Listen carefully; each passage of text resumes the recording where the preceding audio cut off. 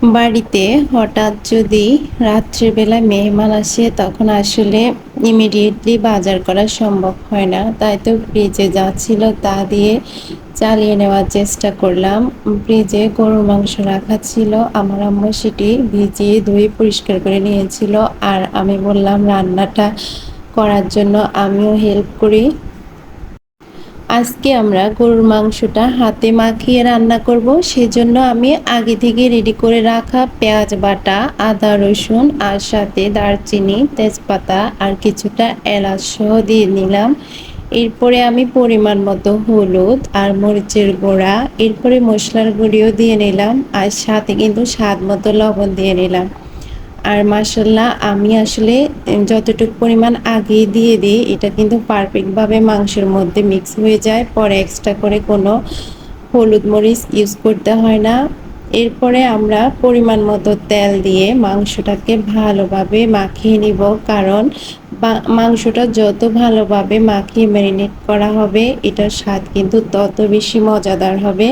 আসলে গরুর মাংস কিন্তু হাতে মাখিয়ে রান্না করলে অনেক বেশি বেস্ট হয়। আপনারা কে কীভাবে রান্না করেন আসলে আমি জানি না, তবে আমাদের গ্রামে কিন্তু বেশিরভাগ হাতে মাখিয়ে গরুর মাংসটা রান্না করা হয়।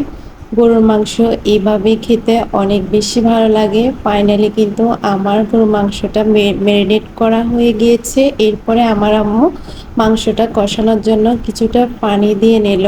এরপরে আমরা ঢাকনা দিয়ে চুলায় বসিয়ে দিব।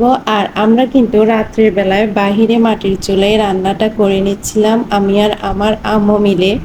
যত তাড়াতাড়ি সম্ভব আমাদেরকে রান্নাটা খুবই তাড়াতাড়ি করে নিতে হবে, কারণ মেহমান তো আমাদেরকে বলে আসে নাই। সেই জন্য আমরা যত তাড়াতাড়ি সম্ভব হচ্ছে রান্নাটা করে নিচ্ছিলাম। এক পর্যায়ে আমাদের মাংসটা ভালোভাবে কষানো হয়ে গেল। এরপরে আমার আম্মু কষানো মাংসের মধ্যে কিছুটা গরম পানি অ্যাড করে দিয়ে নিল।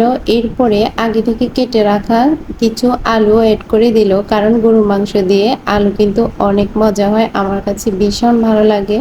গরুর মাংসের সাথে আলু দিলে আমার কাছে মাংসের থেকেও আলুটা অনেক বেশি টেস্টি লাগে।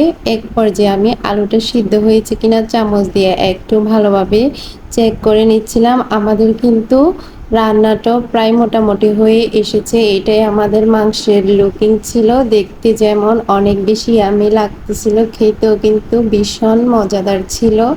ফাইনালি আমাদের মেহমান সবাই বসে গেল খাওয়ার জন্য। সবাই অনেক মজা করে খেয়ে নিল। আর বাড়িতে এমন ভরপুর মেহমান থাকলে কিন্তু অনেক বেশি ভালো লাগে, বোরিং ফিল লাগে না। তো আজকের ভিডিওটা এই পর্যন্ত। সবাই ভালো থেকো, আবার দেখা হবে নতুন কোনো ভিডিওতে। আল্লাহ হাফেজ।